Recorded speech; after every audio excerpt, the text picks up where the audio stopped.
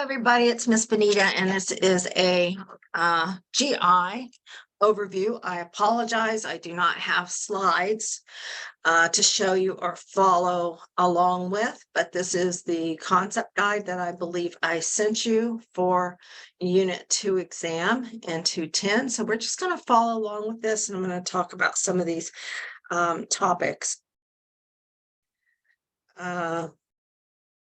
First one. I'm sorry, I gotta pause this for just a moment. Come right back.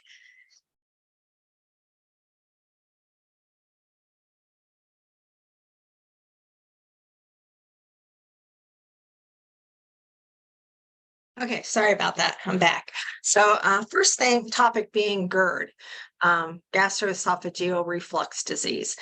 So again, I'm going to pause every once in a while. So think about what you can remember about GERD. What is its symptom? What is its complications? And how do we provide care or help these patients to prevent any of those complications to happen? So you probably remembered that this is reflux of very acidic gastric or stomach contents up into the esophagus. Sometimes patients can have a weak sphincter there or what's called a hiatal hernia. And sometimes that can contribute to this reflux of gastric contents upward. So there is a lot of symptoms such as heartburn, dyspepsia, meaning kind of trouble swallowing, or I'm sorry, that's not trouble swallowing. Dyspepsia is just uncomfortable feeling up high in the stomach or gastric area. And remember, your stomach kind of lies to the left or right under your xiphoid process there. Nausea, regurgitation, they can have actual pain. It's usually a burning pain. They can have some dysphagia, trouble swallowing, increased salivation. And those are some of the symptoms that would go with GERD. And hopefully you kind of talked about some of the, or thought about some of those. But remember, you need to be able to identify the actual medical terminology for all those types of symptoms.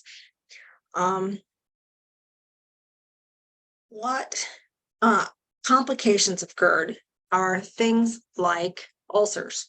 If you get enough of that reflux and it's acidic and it can actually break down the lining of the esophagus.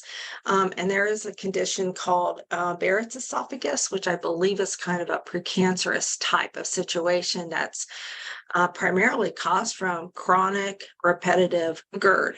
So it isn't something that you just want to have it keep happening, or you could develop some other more severe symptoms with it. So we want to instruct patients to avoid certain foods. So I don't know if you remember what any of those are at the top of your head. Obviously, most people can yell out spicy. But also, I know it sounds strange, but they are to avoid peppermint, chocolate, coffee, fried foods, carbonated beverages, alcohol, smoking, ketchup, and strawberries. Those are the biggest culprits for most people. They do need to kind of take note on any specific foods that bother them in particular. And I mean, I'd always heard that peppermint helps our stomachs, but actually, if you have GERD, it is recommended not to eat peppermint, drink peppermint, and to avoid peppermint. Okay. Sorry, I gotta plug my computer in here. All right. What else? We would recommend smoking cessation, not just cutting down, but to totally quit. We would recommend not only to avoid certain foods, but when they do eat, they need to do so at a time where that last meal is a good 2 to 3 hours before they're going to lay flat at bedtime. They need to sit upright 1 hour after every meal. If they take any kind of antacids, that is supposed to be taken between meals or right after the meal and at bedtime. Remember, antacids, aluminum hydroxides like Mylanta, and magnesium hydroxides, remember, they can't be taken by any renal patients. And renal patients can experience GERD. So we need to elevate their head of bed sometimes at night if they don't have a recliner. And, hospital beds, you can put the head of bed up, but our beds at home, not always so. And I have seen questions where you want to elevate the head of a bed on blocks, 6 to 8 inches up at home. So, again, some of these questions get very specific and detailed. So I'm just throwing out some of those kinds of numbers. So if you see that information, you would know that that is a correct, appropriate thing to do. Most of these patients do get involved with taking H2 blockers that all end with IDINE, ranitidine, Zantac, Pepcid, famotidine is Pepcid, I believe, and the PPIs. The PPIs all end with azole, AZOLE, like omeprazole, or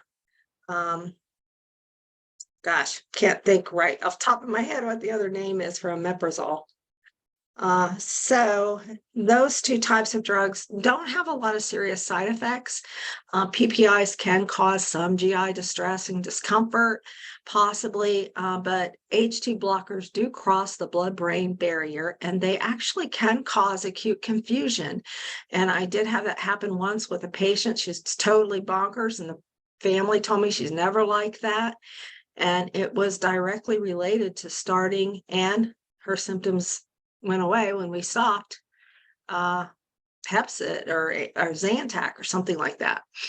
So just something to keep in the back of your mind. You do need for your exam to be able to identify what is an H2 blocker versus what is a PPI, and what's the difference in these two drugs. How do they react differently? And you do get a broader spectrum of coverage with PPIs, and they will give you a longer duration of action, but they can take longer to start working than the H2 blockers. H2 blockers do exactly what they sound like. They block histamine sites in the gastric lining that actually produce acid. So they block the sites. They don't block every single site in our stomach, but they block as many as they can, I guess. And then PPIs, they actually, proton pump inhibitors, they actually inhibit enzymes that are in our stomach that help us produce acid that we need, to digest foods. When you block or inhibit the action of these enzymes, you actually get a broader coverage of decreased acid than just blocking some of the sites themselves. So then you can't even make it. You're not just blocking the site, you're even preventing it from being made. So that's how they react. And their action is different. Again, not a lot of side effects that I know of off the top of my head, but I do know that one little thing with confusion with the H2 blockers. Let's see what else. Sometimes to fix the sphincter, they do a surgery called a fundoplication, F-U-N-D-O, fundoplication, P-L-I-C-A-T-I-O-N, where they tie in that sphincter.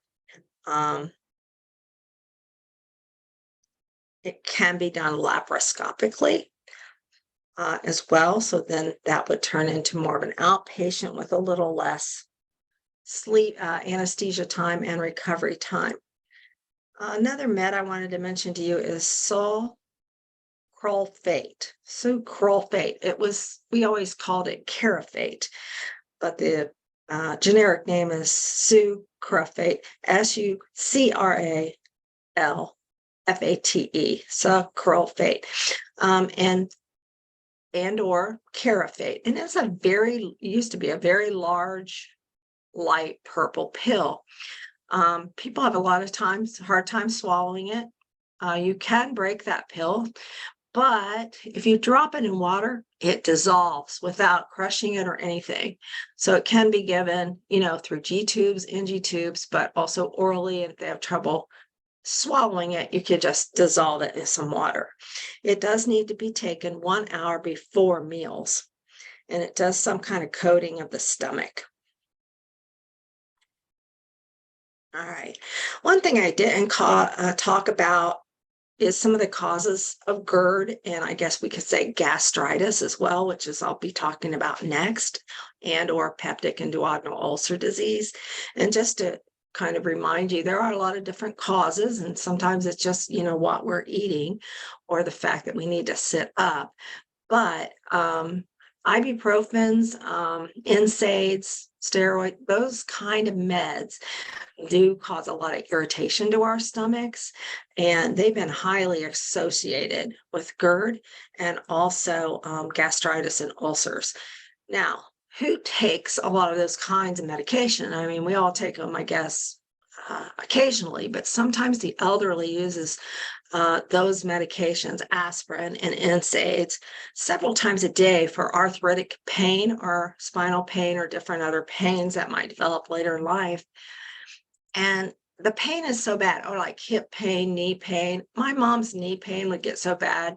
And I would tell her, you only want to take so much of this and so much of that. She goes, I don't care how much. These pain is so bad, I'll take anything.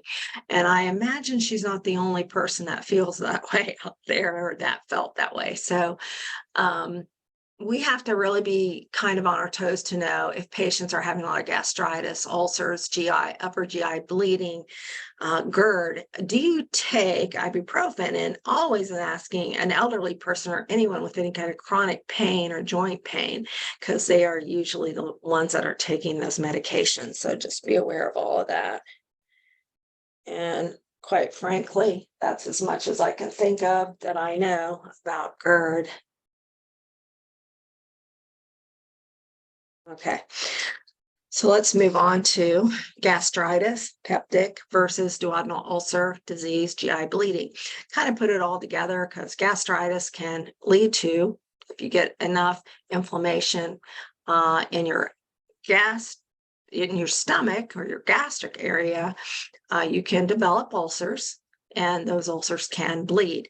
You can get them in the stomach. The peptic ulcers or the duodenal ulcers are right, in the very beginning of the intestine. The symptoms to these two ulcers are very, very similar, except one of them gets better when you eat and one doesn't. And for some reason, I always get confused on it. Trying to think it through. I think it's the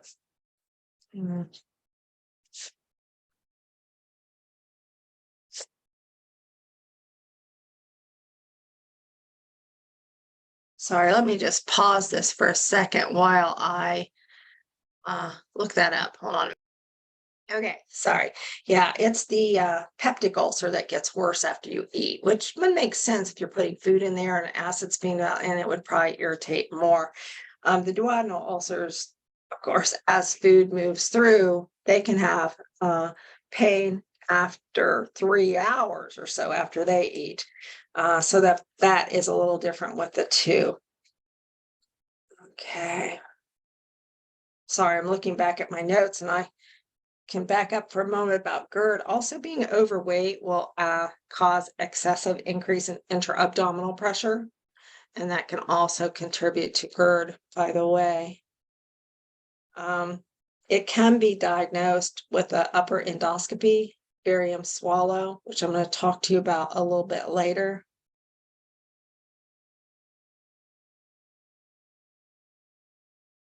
And the other kind of foods I'd like to add to avoid with GERD is citrus and tomatoes. Large meals, you want to keep them small. Okay, getting back up to gastritis here.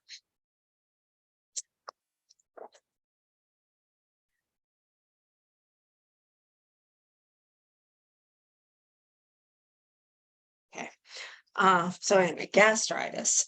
What causes it? Again, be very, very focused on any kind of NSAID, aspirin, steroid use, and anticoagulation. If they're on any kind of blood thinner, warfarin, Eliquis, any of that kind of stuff, those are all huge risk factors for gastritis and or ulcers or upper GI bleeding. Another associated factor with gastritis is a bacteria called Helicobacter pylori, and we call it H. pylori, H, and then Pylori, H. pylori.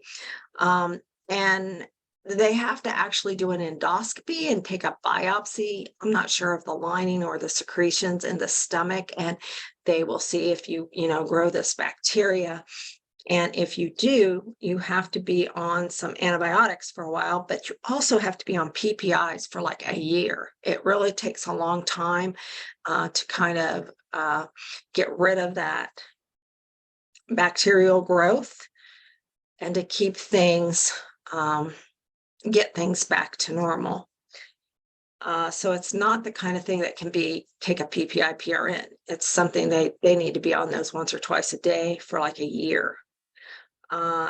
Alcohol use can also contribute to gastritis, ulcers, upper GI bleeding. Okay.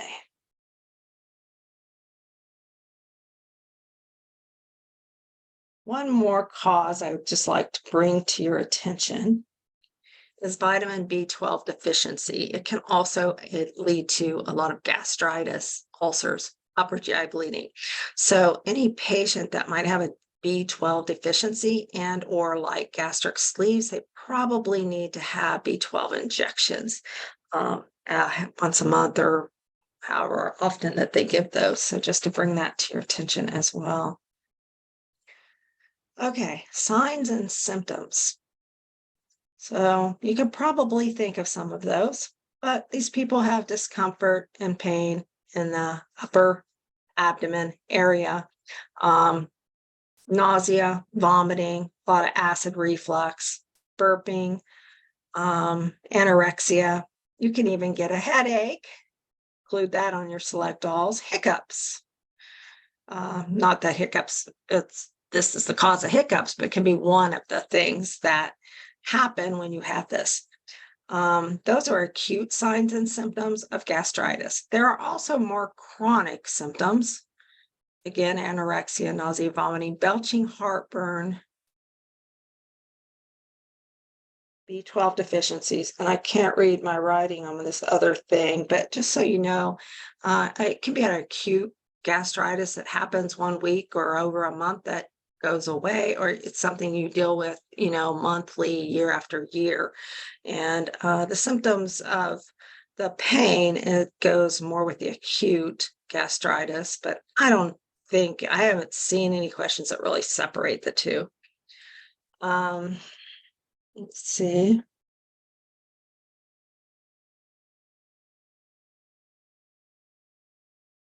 Okay.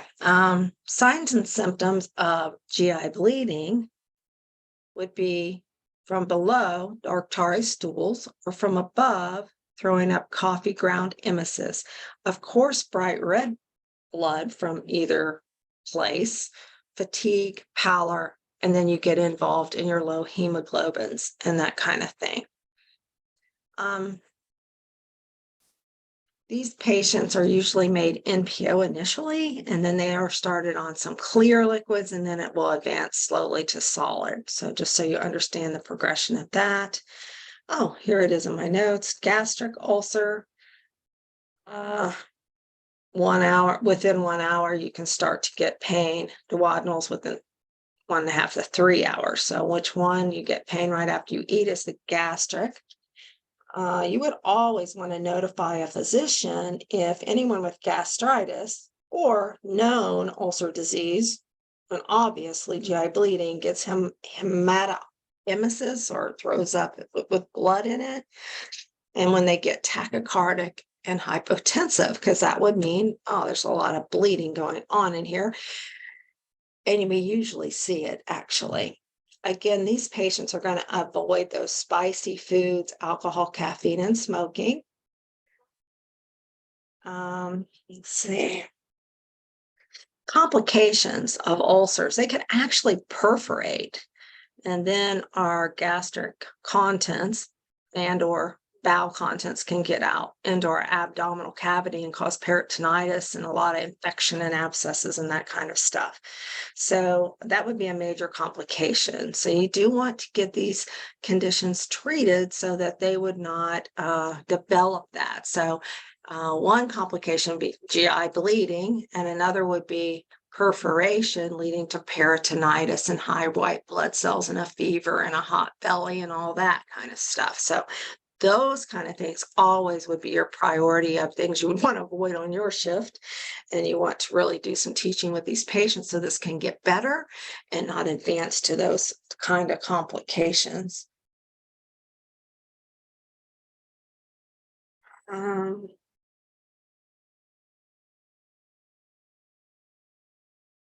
PPIs, H2 blockers, and acids, all of those are taken after meals or between meals. Remember the Carafate, sulfolcrate, whatever it's called, that's taken 30 minutes before a meal.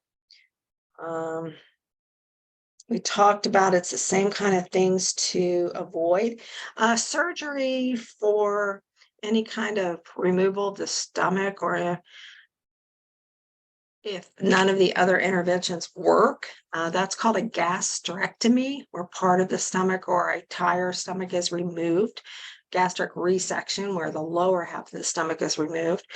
There's a thing called a gastroduodenostomy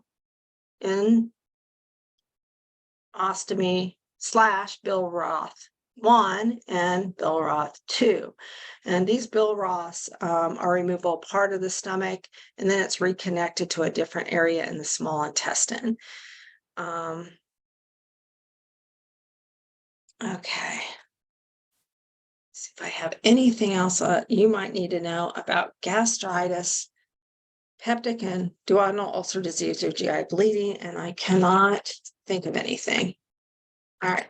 So we're going to move on to C. diff. C. diff.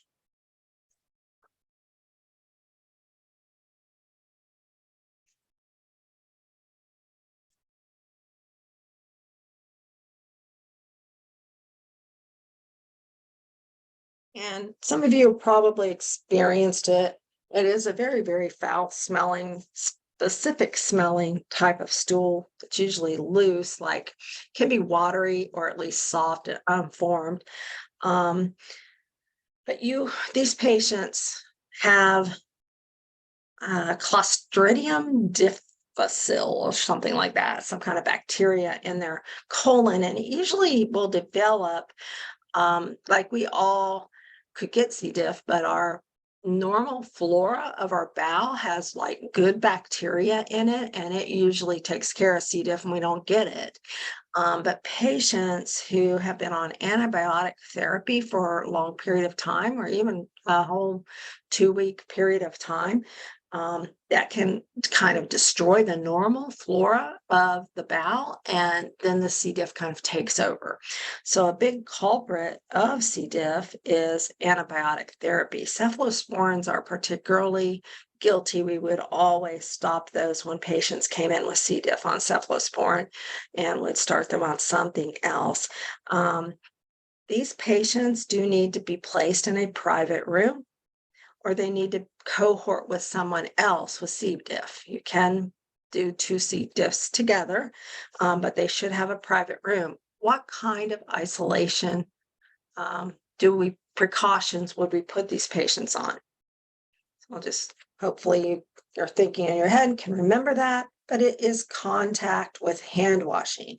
So contact isolation, you wear a gown and gloves.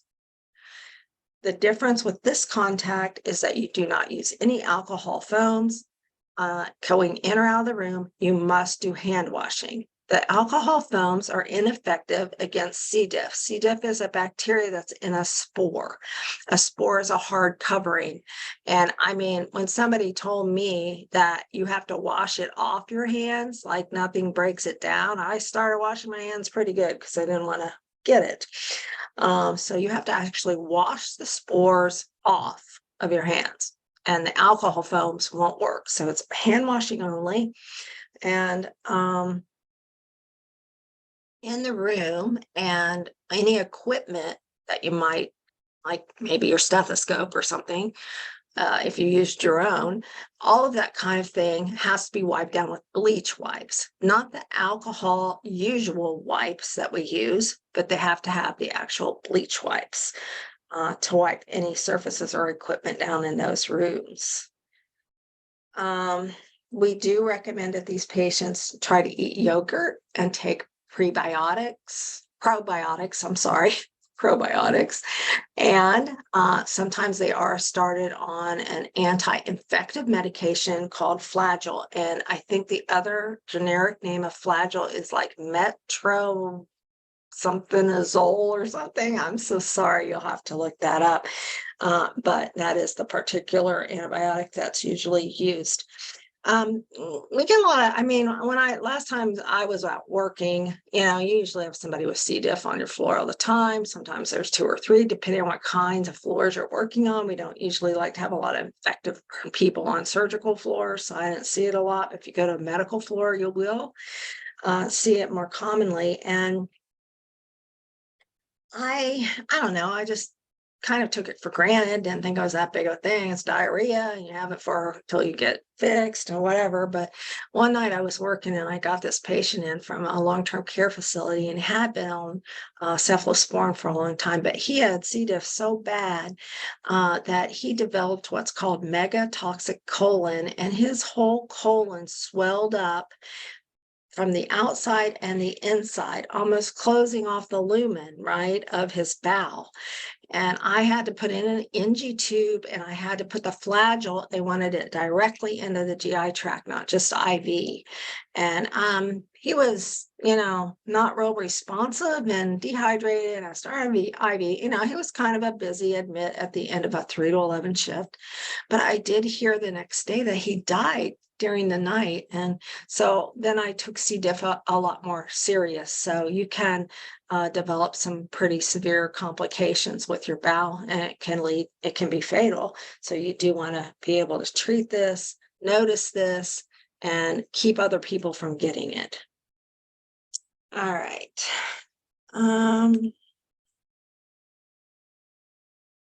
Crohn's versus ulcerative colitis. I'm just going to be honest with you and tell you there's not a lot of questions on that on this particular exam. I'm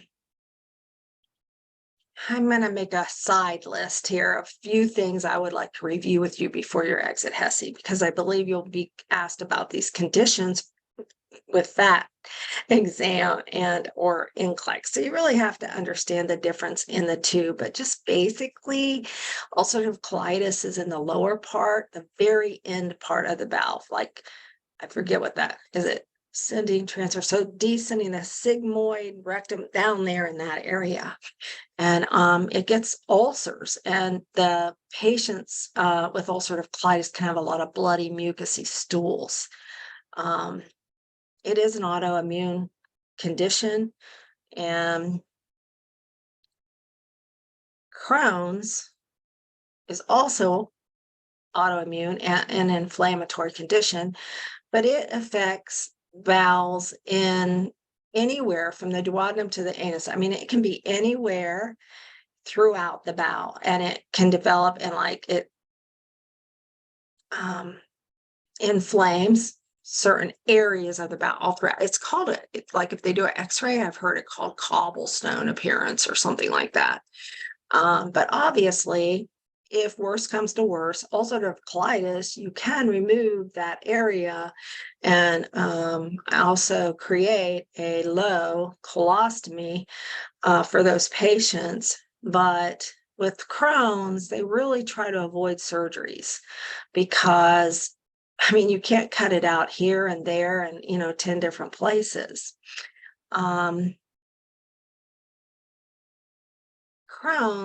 has a lot, I would say, would be more at risk for fluid and electrolyte issues, whereas ulcerative colitis, you get more of the blood loss type issues. Both of these conditions, the patients can be started on a lot of what they call I want to say biomedical, it's not the right word. DMARDs is what they call them. But I almost feel like they're kind of like chemo drugs or something. But there is in your book like a box with all their names. I'm just going to give you one right now that you will need to know for the exam coming up to start with. And I'm going to spell it. It's called azothiopine, and it's AZATHIOPINE. Azothiopine. When these patients come in, they don't have to have private rooms. They don't have an infection, right? But when they're on some of these types of medications, these meds suppress the immune system and cause bone marrow depression. So if they're on these types of meds, they really should have private rooms and private bathrooms because they'll be more at risk to get an infection. So I just wanted to bring that out to you for this particular exam. And we'll try to go back at some time and cover Crohn's and ulcerative colitis in a little bit more detail. And I do think I have some slides on that. All right. Electrolyte changes with hypocalcemia. Why did we throw that in there? I'm not really sure.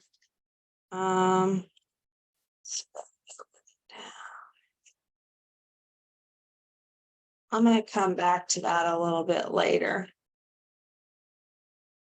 because we do need to know there's a question about it on your exam. But I'm going to keep going with the GI stuff right now. Colostomy versus ileostomy. Hopefully you guys know colostomies are in the lower abdomen area. Ileostomies are up higher at the umbilicus or up. And, if you have an ileostomy, most of our water is reabsorbed in our lower colon. So if you have an ileostomy, it takes away that ability, and the stool that comes out will be very watery or soft or unformed. So patients that have ileostomies are at much, much high risk for fluid and electrolyte issues. So you always need to keep your eye out for any kind of fluid volume deficits with those individuals.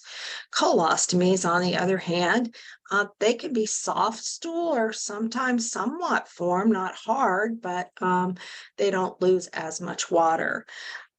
Just to note, remember when these ostomies are made and brought out to the abdomen, the stoma itself should look cherry red. It should look really red. And honestly, you sometimes after surgery, they're not going to have a lot of stool, but there can be like mucusy kind of looking stuff in there. But you have to you don't have to take the bag off, but just rub the stuff off the stoma so that you can visibly see all of it and make sure that it doesn't have any pale pink or white places on it, because that could mean that when they did the surgery, the whole thing doesn't have a good blood supply, so we can get into some necrotic tissue and things like that. So just make sure that those stomas are always cherry red and have good circulation to them.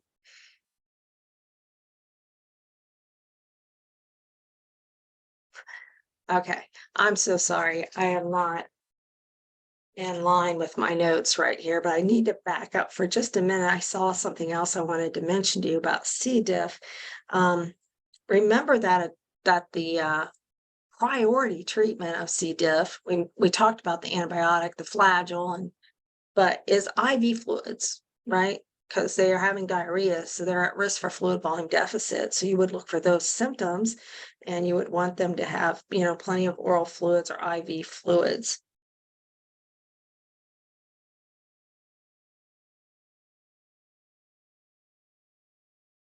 The drug lamipramide, LOPERI, I'm sorry, Lopermide. It's Lamodal. It can be bought over the counter for diarrhea, lomeperamide. But we don't want to give this for someone with C. diff or certain kinds of bacterial bowel infections. We want that stuff to come out. And so you don't want to stop the diarrhea, at least not the first few days, first 72 hours or so. So I just wanted to bring that to your attention. Okay, backing back up, I don't have anything else to share with you at this moment about colostomies and ileostomies and stoma assessment. So let me skip here to cholecystitis. Cholecystitis, cholelithiasis, and cholecystectomy. And then I got ileostomy and colostomy again. Okay, so we can skip that.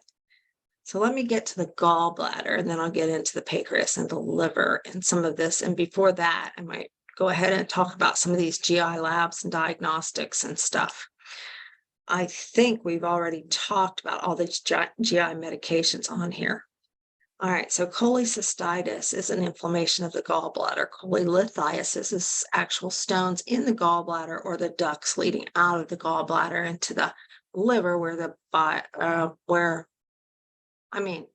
from the liver or the pancreas and that whole biliary tree thing, the stones can get in there as well. And cholecystectomy is actual removal of the gallbladder. Where do you think the pain would be with someone who has a cholecystitis or any of this stuff?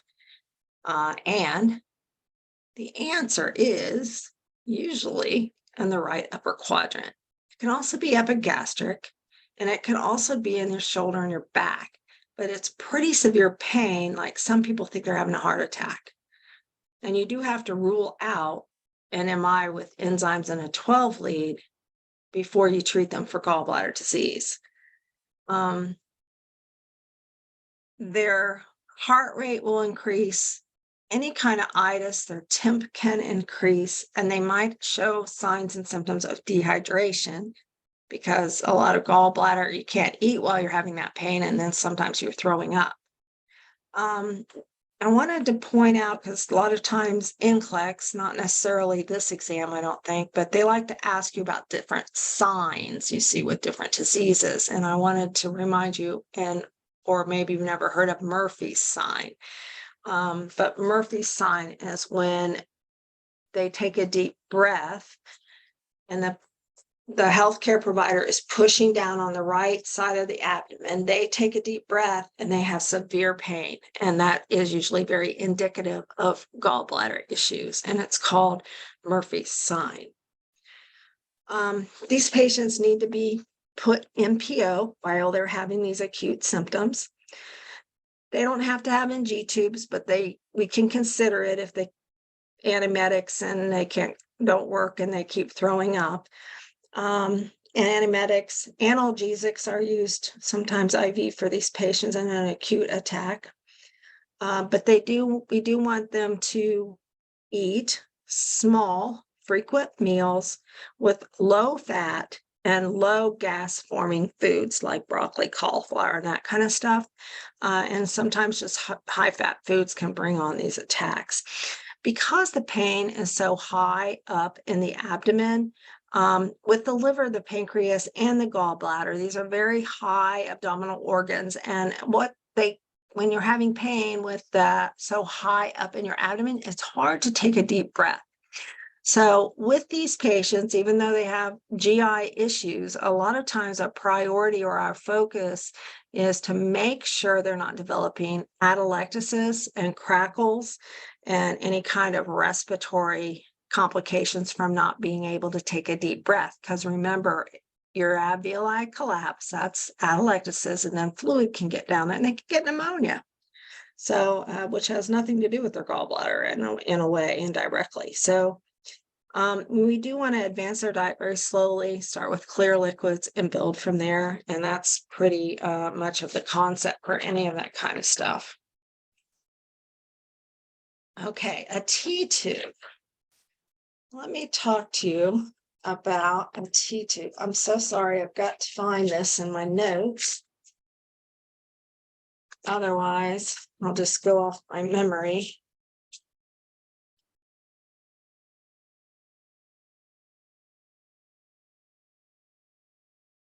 Which I don't see it. Okay. But T-tubes are, I don't know, there's little clear tubes that are can be put in radiology under X-ray, under, X-ray visualization. And they're put in that biliary duct, cystic duct, hepatic duct, whatever. And they're kind of try to keep it kind of like a stent in a way for your kidneys, but they try to keep those open to see if stones can get out or different fluid build up from all the inflammation in the area. So they come out of your abdomen. They're usually hooked to like a flat rectangular bag that we kind of pinned their gown, and it can actually drain quite a bit of stuff, and it's usually like yellowish, tannish, greenish looking stuff, and you have to empty it, every so often, but it can put out like a good 1,000 liters or so. So just so you have an idea, and when you see a T-tube and it's putting out that much, that's not concerning. That's actually expected and not to be alarmed about. If I find in my notes where I actually wrote down the exact amount that they usually put out, I will share that with you, but I'm not seeing it at the moment. But I do remember some sort of question on your exam too that had to do with that. So, and I didn't know if you'd ever heard about a T-tube. There is a picture of it in your Med-Surg Lewis book if you want to look it up and look at that picture. A picture speaks 1,000 words again, so you can see where it is and what it looks like. And I think it's right in that area somewhere on that page that tells you exactly how much to expect that those things could put out. Okay. Hepatitis, let's go there. Hepatitis A versus hepatitis B and C. Now there's an A, B, C, D, E, and I heard there's an E, F, G, H now too. I don't know, but we're going to just focus on hepatitis A versus hepatitis B and C. Hepatitis A, I always say vowels with the vowel. So it's an A as a vowel, and it's caused by dirty food, dirty hand washing, eating dirty or drinking dirty stuff. That's what hepatitis A is caused from. Okay. Hepatitis A is not contracted through blood and sexual contact or kissing. It's not an oral to oral route, it's an oral to fecal route. And a lot of kids, they touch stuff and they put their hands in their mouth. It's actually when you dissolve and swallow and eat the stuff that it can cause hepatitis A. When patients have hepatitis A at home, you do want to do hand washing, of course. You want to separate laundry. You don't want any kind of bowel stuff being mixed with anybody else's stuff. It is appropriate to clean the toilet seat with a bleach wipe after each use. They should not, if you have hepatitis A, you should not be prepping food for other people, like working in the restaurants. I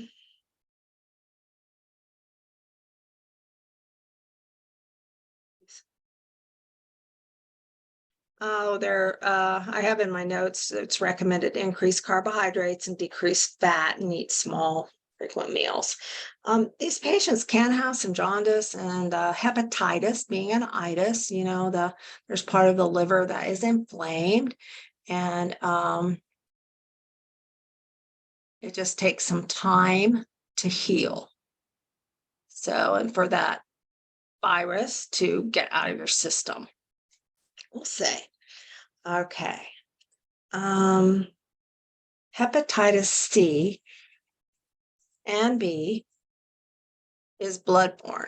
hepatitis B and C, you get from dirty needles, you get from sexual contact, you get from, patients, unfortunately, with dialysis are at high risk for B's and C's. Healthcare workers are high risk for these as well, because we use a lot of needles that you could get stuck with a needle that has been exposed to that. B and C, blood, needles, and sexual involvement. Oh, I don't want to say. And of course, hepatitis B has a vaccine, and it's the 3-part vaccine. So you can get vaccinated against that, but there is not a vaccine against C. And so when you are diagnosed with hepatitis C, it can continue to destroy your liver, just like cirrhosis or something. But I think there is a lot of different types of medication that they use these days to help not for hep C not to progress like that. So that is the difference in hep A and hep B and C. Okay, treatment for hepatitis.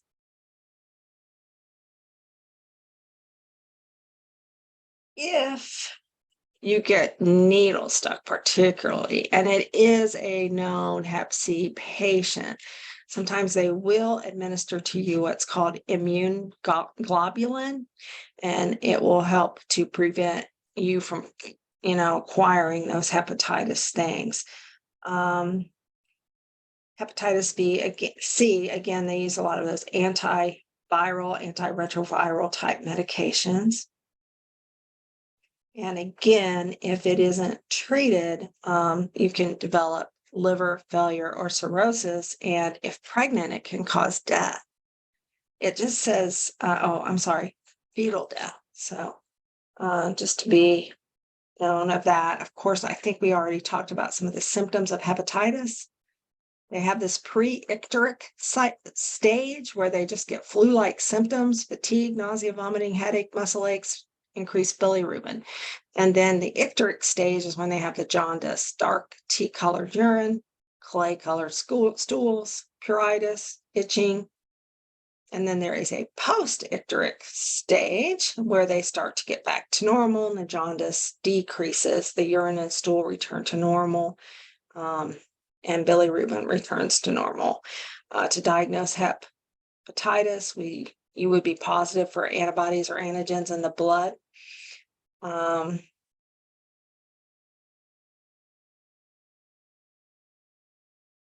think that's about it. Okay. Let me pause this a second. Okay. I'm going to save pancreatitis and cirrhosis for last. Looking down at these diagnostic labs, AST and ALT are your liver enzymes. They were previously known as SGOT and SGPT or something like that. But now it's just AST, ALT. They have a very long name. You don't have to know the normal values of those drugs. Just usually scenarios will ask whether you think they'd be increased or decreased, or they'll tell you they're increased and decreased in the question. Ammonia levels we'll talk about with cirrhosis, but they're abnormal greater than 45. Your coags are coming up here once again, because if you have liver disease, you will have probably a lot of bleeding and clotting disorders, because the liver helps to produce, store, and whatever with vitamin K. And so that gets left out of that one clotting pathway. And these patients can have increased or prolonged coags, PTT, PTINRs. Lipase and amylase are lab values that increase with pancreatitis and gallbladder disease. I was always taught lipase is more specific with gallbladder and amylase with pancreatitis, but most of the questions that I see on either, you would want to include and pick both of those as something you would expect to be elevated. Endoscopies and colonoscopies. I don't know if any of you had any time in a GI lab, but the patient comes in, gets an IV started. Once they're all ready to go back, they will use IV sedation. It is a combination of propofol, usually some analgesia like morphine, fentanyl, something like that, and possibly a little Ativan or something like that. So, but the propofol, aka Diprovan, aka the Michael Jackson thing that was used, it is an anesthetic. It causes the patient still kind of talks and can move around, but they don't know what they're talking about and they don't remember a thing. So it does cause amnesia, but it can also cause bradycardia and hypotension. So those patients, besides the physician doing the procedure, I think you have to have one or two, I can't remember the requirements, RNs in the room as well, to monitor any kind of emergency that might happen while those patients are getting those medications. They're given those meds for endoscopies and colonoscopies, either or. Endoscopies do not take as long, and going through the mouth, obviously down, and then you would always want to make sure they have a gag reflex before they start eating and drinking again. The colonoscopy, obviously a lot more to look at, feeding that scope all the way up to the end of the large intestine or small intestine, sorry. And so those patients have to be cleaned out or they cannot visualize the colon lining all along. They can't find a polyp. They can't find an area if the patient is not cleaned out. So there is a lot of preps that go on before the colonoscopies. Both of these patients are usually on clear liquids the day before the procedure, and then they start their cleaning out stuff, the colonoscopies, and they are definitely NPO after midnight.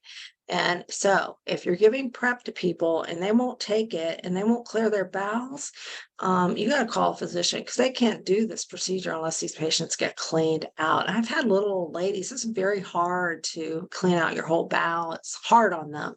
And I've had them where I've made them really comfortable on a bedside commode, just kept them there while they were doing all this during the evening because it's just too hard for them to get up and down and up and down, and they're incontinent and stuff like that. So it can be kind of difficult, but that kind of thing has to happen and go on before patients have colonoscopies.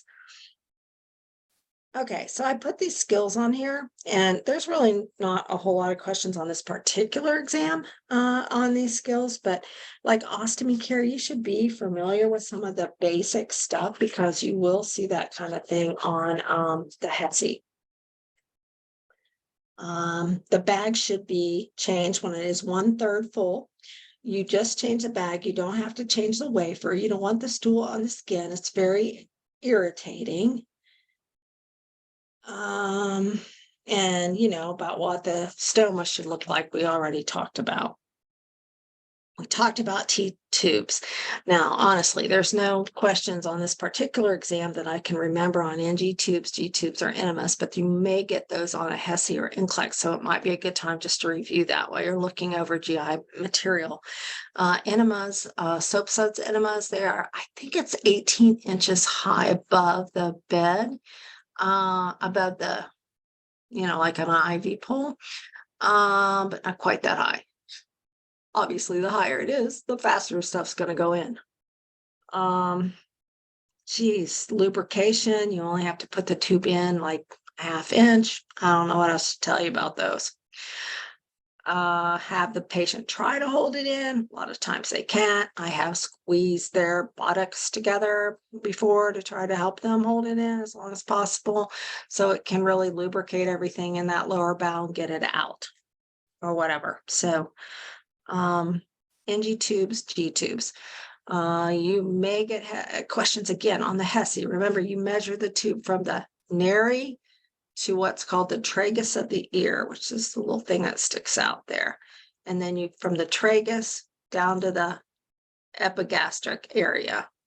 And then you want to mark or tape that little spot or have it in your memory because that's how far you want to put that down. Remember, when you open someone's airway, you lean their head back. When you want to get in their esophagus, you lean the head forward. And I'm not talking extreme, just little tilts. So you want to sit these people up, possibly bring their heads down, it is real hard to get in through that nasal area. And I've seen this pretty vigorous and aggressive and bloody too. And it doesn't need to be that way. If you use plenty of lube and just kind of gently wiggle it through there, but you do have to kind of push it.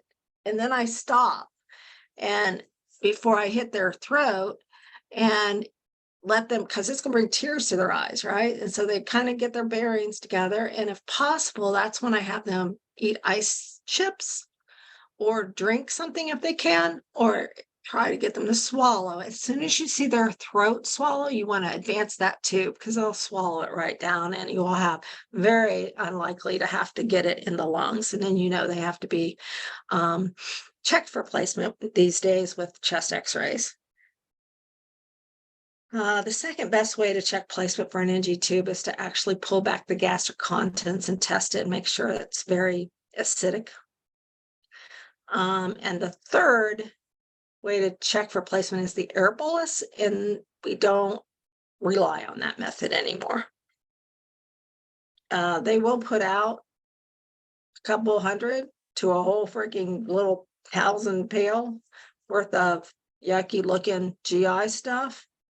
That would be expected, but these patients are extremely at risk for fluid and electrolyte deficits and also metabolic alkalosis. So you just have to watch these patients for that, and they usually need to have IV fluids going. All right, now let me back up. I think the only last thing we have to talk about is pancreatitis and cirrhosis.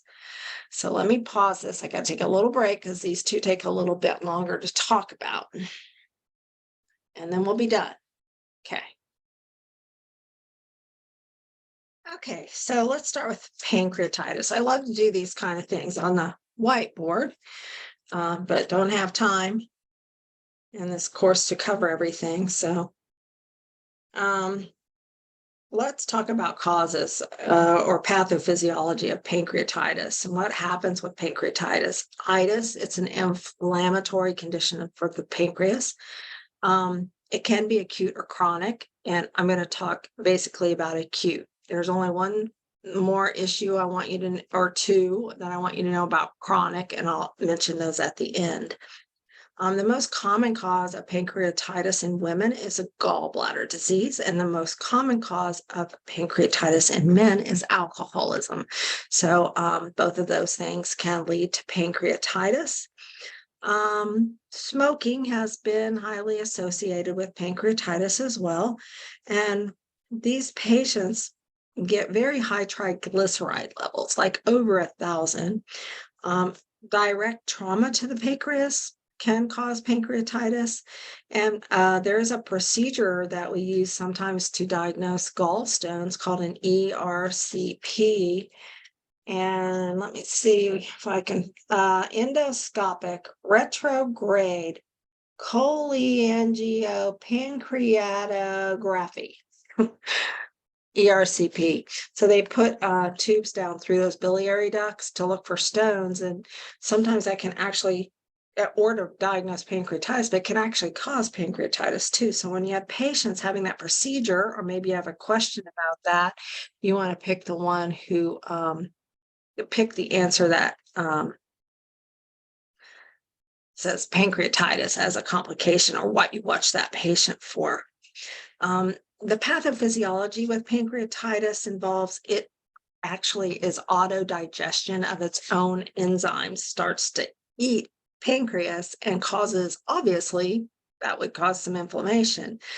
But remember, our pancreas is both exocrine and endocrine gland, and the exocrine part of the pancreas releases like 5 or 6 different types of digestive enzymes, and it goes through that pancreatic duct into the small intestine to then help digest our food.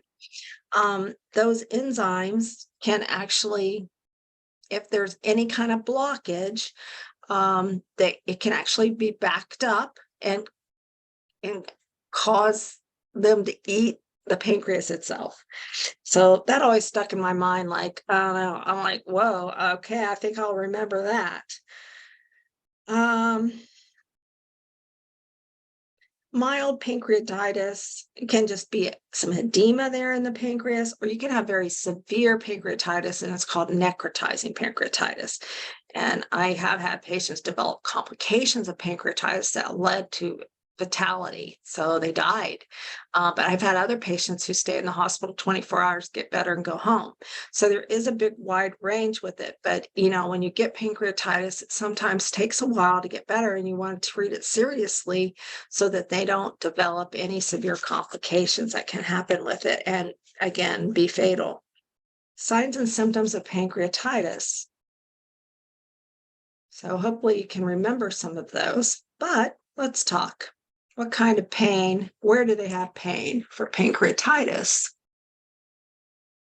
And that would be your left upper quadrant, mid-epigastric, can radiate to the back. The pain can be sudden, severe, deep, piercing, continuous, or in spasms. Worse when they're laying on their back. These patients kind of naturally get on one of their sides and draw their knees up. And that is a much more comfortable position for them to be in than recumbent or on their back. They can have nausea, vomiting, low-grade fever, increased white blood cell count, hypotension, tachycardia. They can get a little shocky because it's inflammatory process that's going on. Jaundice, abdominal tenderness. Their bowel sounds can be hypoactive or absent. And if they're absent, that would be an ileus, abdominal distension. Again, the pain and the organ being up very high in the abdomen, you can start to hear crackles in their lungs possibly. So we do want to take note of that and try to get them to pain under control so that they can take deep breaths and prevent any kind of pneumonia. There's also a couple of signs that you want to know with pancreatitis. One is called the Gray-Turner sign, and that is bruising in the flank or the sides of the back area. And then the other sign is Cullen's sign, Cullens, and that is bruising around the umbilicus. Again, they can get shocky. So when you're trying to pick out any kind of symptoms, think along those lines and pick vital signs that would go with that.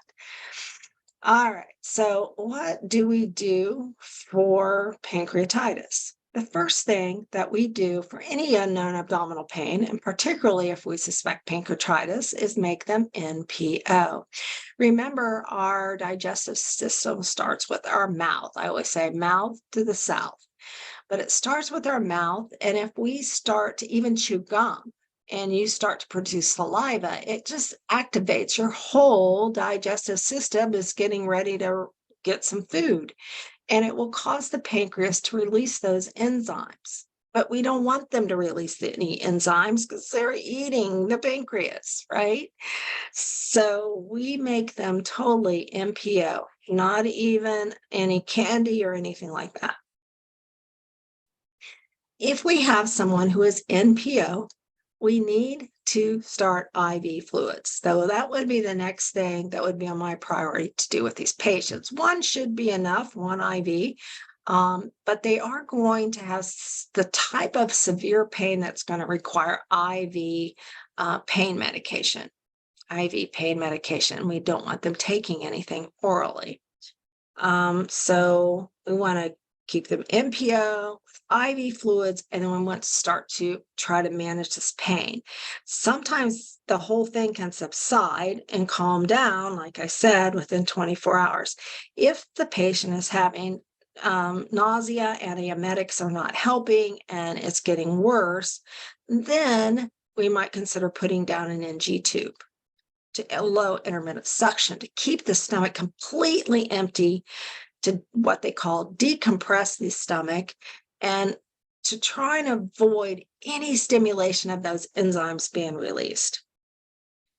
All right. Another symptom with pancreatitis is hypocalcemia. So these patients can experience tetanies and spasms and tremors and the trousseau and the Kavostic sign and all of the stuff that goes with low calcium, high symptoms. Remember, and calcium precipitates within the abdominal cavity. And I can't remember why they have low calcium levels, but excuse me on that one, but they do. All right, so you got to look for those kinds of things too. Complications of pancreatitis. These are the things you don't want to happen to the patient or on your shift, because if these things happen, they're probably going to get somewhat septic, and that's when things can go really bad for these patients. The first complication of pancreatitis would be called pseudocystis. Pseudocystis. Pseudocystis. They start to develop cysts and sometimes abscesses on their pancreas. Because if you have a wound, just think of it. If you had a wound on your skin, it got all inflamed and there was like fluid leaking out, and then it developed into an abscess, right? But this is happening on their pancreas. Those things kind of rupture, burst open, they have bacteria in them, and that's when they have to be actually taken to surgery, opened up. Those abscesses have to be drained, removed, the whole abdomen irrigated. And again, when they start to have pseudocysts and abscesses, it can set them up for peritonitis, or not peritonitis, I'm sorry, but for septic shock and a massive abdominal infection internally. And they can get peritonitis. Yes, I wrote that down here as well. Atelectasis is a big complication. Atelectasis and pneumonia, big complication of pancreatitis, and do not forget that one. And they also can go into a little bit of DIC, and part of what's causing that bruising around the umbilicus and the flank areas is there are 5 or 6 enzymes that are released from the pancreas, and one of them is called trypsin. And that one can activate the clotting pathway. So these patients can get into a little bit of prolonged bleeding. And again, they can appear to be very shocky if they get very seriously ill with this stuff. And again, we don't want them to develop these complications. I've had patients where they've taken them into abscess draining and all that stuff, and they come back and they're okay, they're stable for about a day, and then they start getting all shocky again, and they take them back. I had one patient they took back 3 times because these abscesses redevelop on there. And the last time they just left his abdomen open because they're like, we got to quit opening and closing this person. And he didn't make it. And I think he came in initially with just gallbladder disease. So again, can be mild, but can be severe, and we have to make sure it doesn't get in that area. And those would be the things that would be most concerning to us. When you see colon and Gray Turners, most of those symptoms that I said to you are all expected. You wouldn't call about them, they would be expected.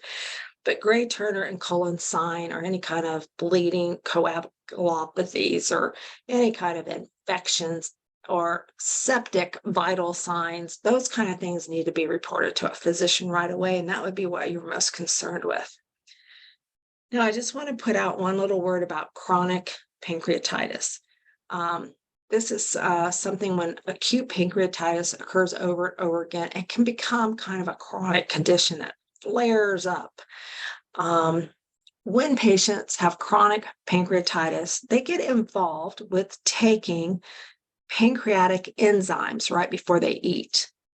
Can't remember the names of the pancreatic enzymes, but they all end with ASE. I feel like one started with a CREP, creplipase or something like that. I don't know.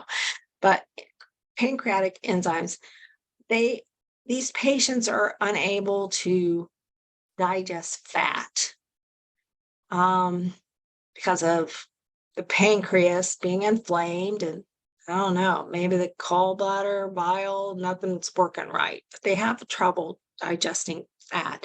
So they take these pancreatic enzymes before they eat, so that since the pancreas is injured and not putting the enzymes out, at least they're taking them, and it helps them to digest their food. The other thing I wanted to mention to you which I guess you could see with acute pancreatitis, but it's usually with chronic, is they have these fatty stools because they don't digest the fat very well.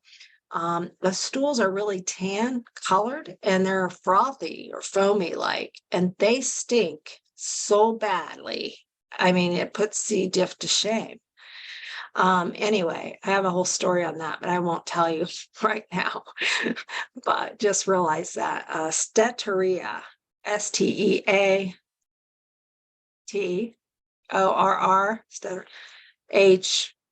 Hea, something like that. Steatorrhea is a frothy, loose, not loose to soft, tan, very foul smelling stool. Okay, let's talk about.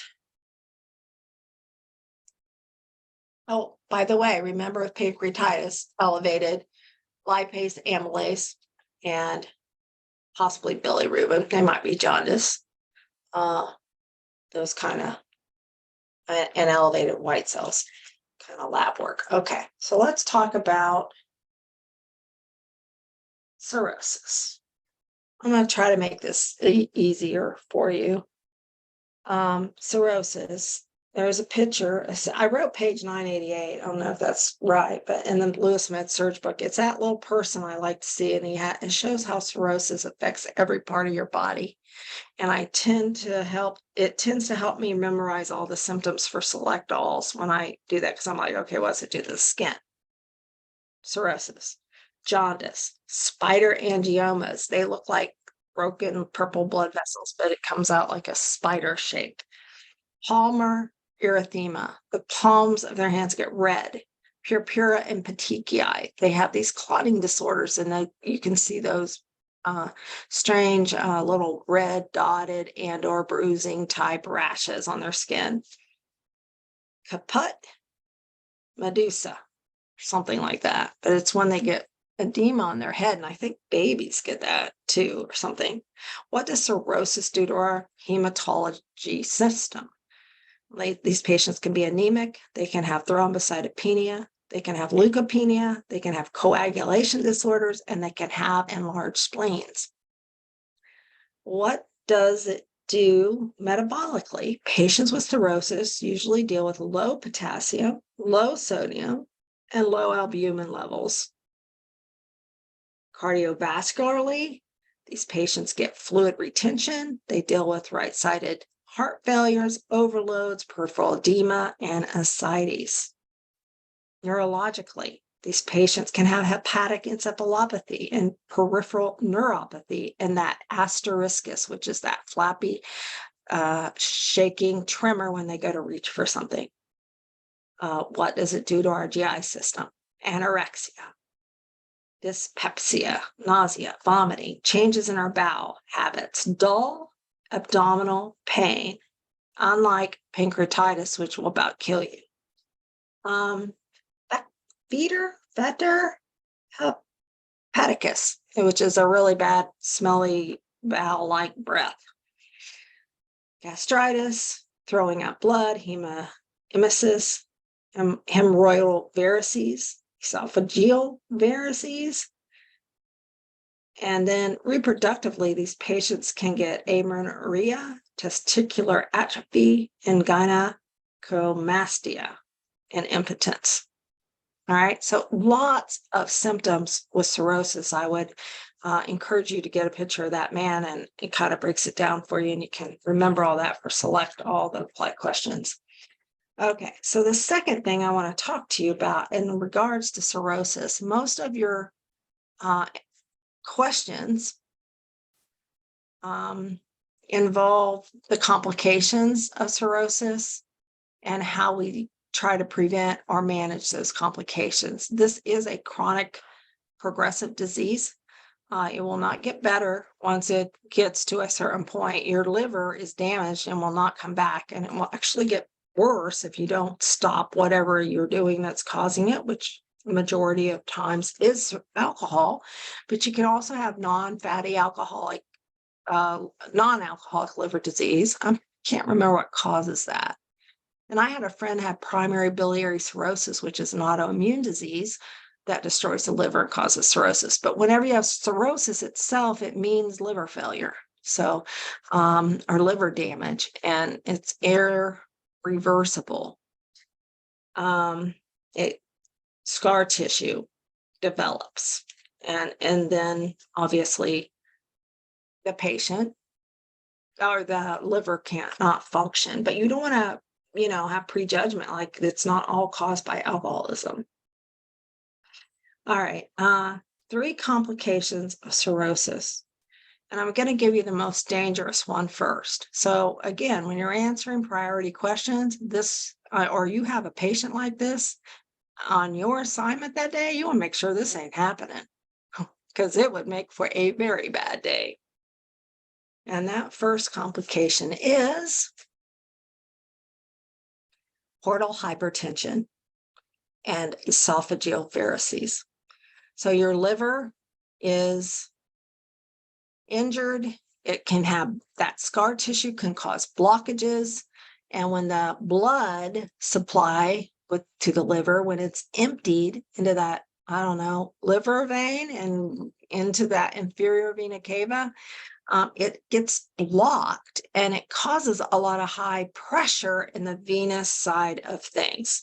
And that pressure will back all the way up into the esophagus, which the lining of the esophagus can't take high pressure.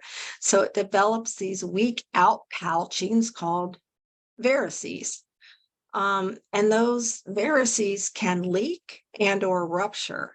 If they rupture, the patient will probably same weight bleed to death coming out their mouth, probably in 15 minutes, unless they're right in an endoscopy lab and they can go in and stop the bleeding immediately.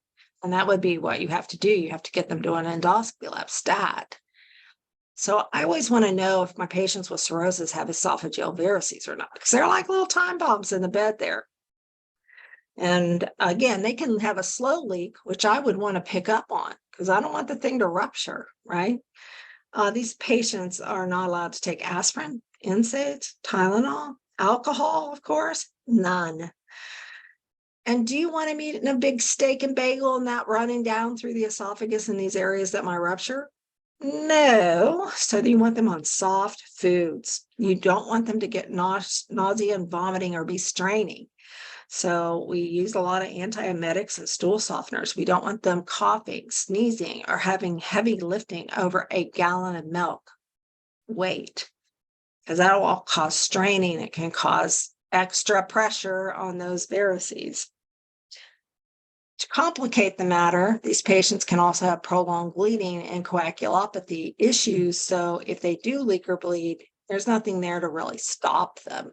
And if you did ever suspect that this patient has varices, maybe they're dropping their blood pressure, getting a little tacky, you probably want to order to observe the stools for blood or check them for guaiac or occult blood. That would be the answer on the test. That'd be something you could do, because if it's leaking and it's coming out through the bowel, you're like, oh, this could be a problem here. And they need to be scheduled for an endoscopy before an emergency occurs. Also, with esophageal varices, if they do leak or bleed, they can cause airway issues. So obviously that's always a priority as well. They used to use a tube, and it was called a Stenson-Blakemore tube.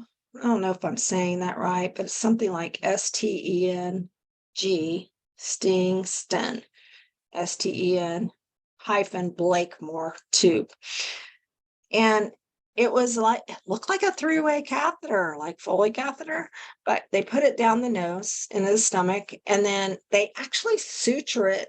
They blow up a balloon in the gastric area. I don't blow it up. They put saline in there, and it holds the tube in place like we do with the Foley catheter. And then they pull it, and I always saw it with retention sutures and rubber right there at their nose. And then they also have it has a esophageal balloon. So it has another port, like a three-way port. One's gastric, one esophageal, one's for suction or to NG to wall suction or whatever. But that esophageal balloon, they'll fill that up, and that's supposed to put pressure on those varices to help stop the bleeding. And we would have to deflate the esophageal balloon, I believe it was every 8 hours, for about 10 or 15 minutes, and then reinsert the stuff because, you don't want to have an ulceration from it. So you'd have to, but I did read in one of the previous editions, they had a typo in there and they said to release the gastric balloon. I'm like, no, you don't do that, or the whole thing will just come right out. So only the esophageal balloon, that has to be deflated every so often. Obviously that tube, if the gastric balloon does rupture and the whole tube would come back up, it can cause some airway issues. So you always have to have scissors by the bedside. A lot of these patients do require some fresh frozen plasmas and vitamin K if they do have bleeding issues. And I think that's about all for that. So the most dangerous complication are these esophageal varices caused from portal hypertension. And again, they can bleed and rupture. So you want to keep your eye out for any changes in vital signs or any subtle sign that could indicate that that's happening. Second complication of cirrhosis is ascites. Again, blood flow is obstructed in the portal system, and it causes protein and fluid shifts into the abdomen. Plus, these patients do usually have low albumin levels. The normal albumin level is 35 to 50. And when you have low albumin levels, 35 to 50, didn't we used to say 3 to 5? 3.5 to 5. So sorry, I didn't see my decimal point there. Remember that always causes edema, and these people usually do have that peripheral edema and ascites, so it all just doesn't help at all. These patients can have all of these complications that they deal with, or they can have one or another, or just one. But if they have ascites, we do want to restrict their sodium level. We do treat it with diuretics. We do use loop diuretics and potassium-sparing diuretics. Potassium-sparing diuretics such as aldactone, spirolactone. That particular diuretic is actually an aldosterone inhibitor. And remember, aldosterone helps us regulate salt. So we don't want them holding on any extra salt. So we will inhibit that with spirolactone. And at the same time, its function of a diuretic will help as well. And if they do have a lot of urine output from the diuretic, you do need to keep an eye on their potassium. Okay.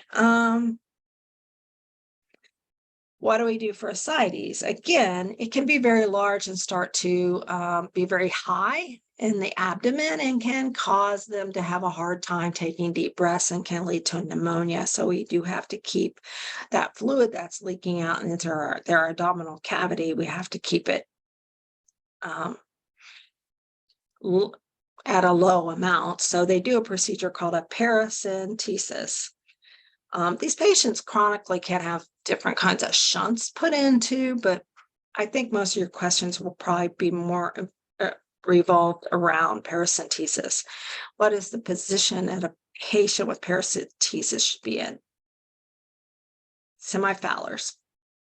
You want them to assist them to the restroom so they can empty their bladder before the procedure because they are pushing on that, and whatnot. And then you want to get the paracentesis tray and the bottles, but you have to monitor the patient through the procedure because they're taking off like a liter or more of fluid, and the patient can become shocky. So that's the main priority, is to watch for the stability of the patient. As far as daily kind of care for these patients, we should be measuring their girth, and we should measure it before and after paracentesis. We should weigh these patients daily and possibly before and after a paracentesis. You do have to have a consent for this procedure. And again, if it's caused with alcoholism, we do usually treat these patients with what's called banana bags that have multivitamin, thiamine, folic acid, B12 in them, and just kind of helps their whole nutritional status. All right. The third complication of cirrhosis is hepatic encephalopathy. And this is a condition in which, because the liver is damaged, it cannot get rid of ammonia. So it's not getting one of the functions of many functions of the liver is to help us to get rid of waste. Normal ammonia level 15 to 45, I've written down. So greater than 45, and or patients with cirrhosis who have start to develop increasing confusion, then you want to think this is going on. And early symptoms may just be a little irritable or drowsy, but then later they can get slurred speech, asteriscus, that again, flappy tremor, impaired judgment. So it can get worse. And all you can do is try to get the ammonia level down, and we do use lactulose for that. Remember, lactulose can also be a laxative, and you wouldn't hold a laxative if they have diarrhea. But if you're using lactulose to bring ammonia down, you want the patient to have diarrhea. So you would not hold it for diarrhea. And they do use it 3-4 times a day, and they should have at least that many loose or unformed bowel movements. And that means that ammonia is getting out.